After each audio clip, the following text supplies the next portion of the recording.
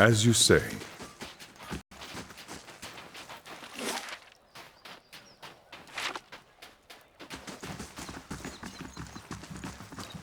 Keeping an eye out.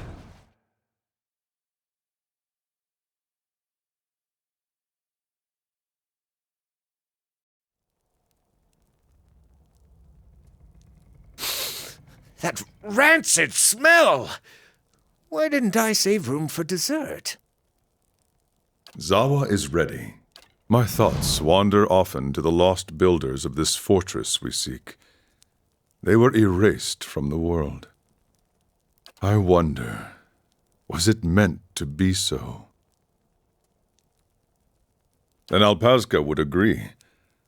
A cruel fate is as perfect as a joyous one. Still, it is hard not to wonder why.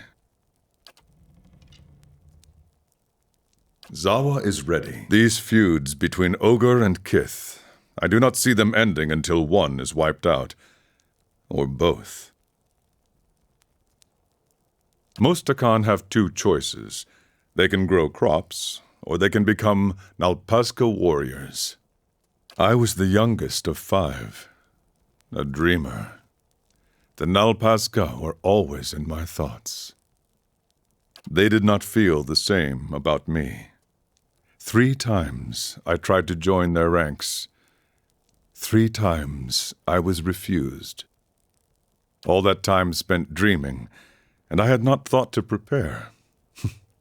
I was lazy, uncoordinated, If they had not refused me, what shame I might have brought to them. They had no choice.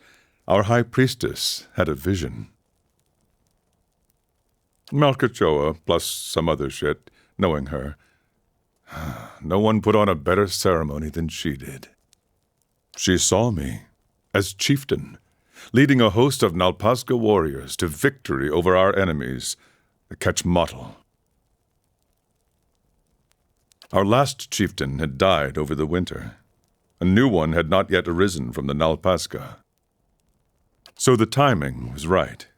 The next day they brought me before Ishipilo, the great master of the Nalpazka, and I became his pupil. I still trained with the other instructors, sparred and meditated with my Nalpazka brothers and sisters. I learned from all of them. But learning from Ishipilo was a chieftain's privilege. He knew the secrets that could grant mastery over reality, invincibility in combat. When a Nalpazka was deemed a worthy successor to a chieftain, greater than all his peers, Ishipilo would take him in, prepare him for the future. I would not be as I am now without his lessons.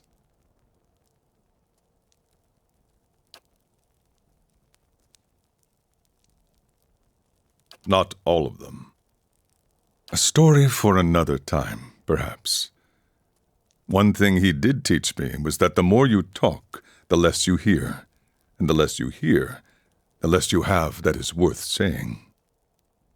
We hail from the same place, do we not? At least to outsiders who do not understand how vast Isometric is, how different from one moment to the next. The Isometric that the Khan know is rich in soil and water. The crops seem to grow in front of you. We build our homes along the Aki River, and it is good to us. Though every so often it floods, so that the Khan do not forget their suffering. It would not be the rainy season without my neighbor Esley swimming after his escaped goats and nearly drowning. But home is an idea, no more real than justice or honor. My home, I hope to share knowledge with the monks of the 1,000 Dreams. Their monastery lies east of here. They are said to be seekers of greater truth, like the Nalpazka. But if they still exist, I did not find them there. The ways of the Nalpazka can make little sense to an outsider. We are the warriors of the Takan. Nobles, peasants, it does not matter. We are souls caged in flesh, nothing more. But it is one thing to say it, another to know it. So we train until we know it, or until we meet our ends. I give this answer because it is what you wanted, but the Nalpazga would say different. They would say that we are nothing at all.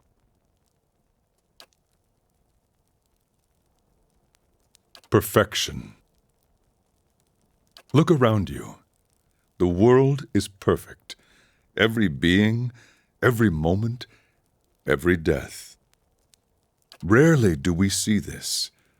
We stumble through life, lost in distractions. Every practice of the Nalpazga is a reminder to stop stumbling, to know the perfection. You think the world imperfect?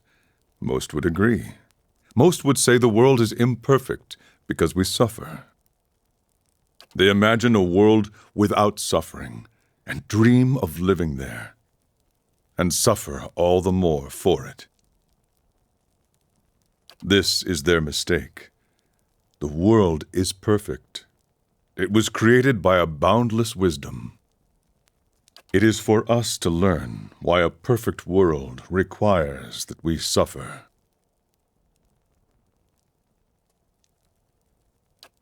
Perfect. Look around. Rarely every practice of the our practices are suited to our enemies, the things we hold to in fear of their opposites.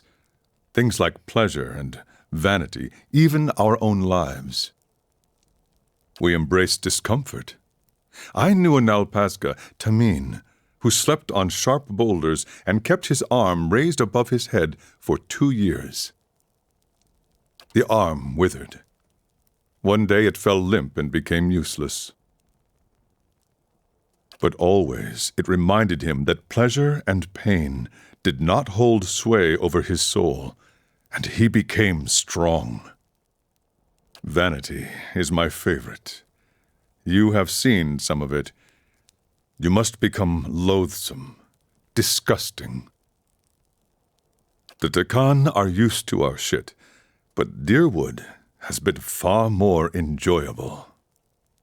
A traveling noble offered his friendship to me as we crossed paths on the road.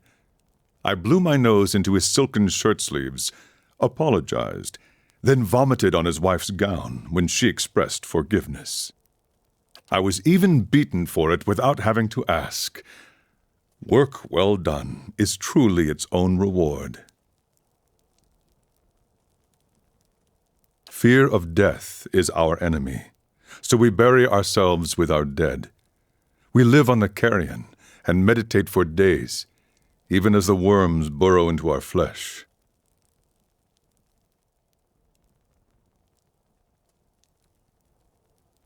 When I completed my trial, my master had me placed at the bottom of a mass grave to make sure his point was clear.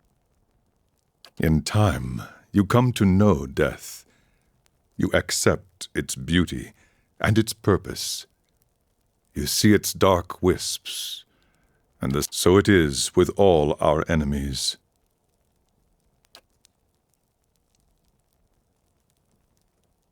Vanity is a snare that roots us to the ground. The way we see ourselves, the way others see us, these things are not real. They cannot be touched. The Nalpazga teachings reveal many such snares. Fear, pleasure, doubt, hatred. They hold us back if we let ourselves be caught. Then you see only what is truly there, and you suffer no longer. You become as a god, seeing things as they do. If you can loose yourself from the snares, then you are free. You would ask much of one who knows little.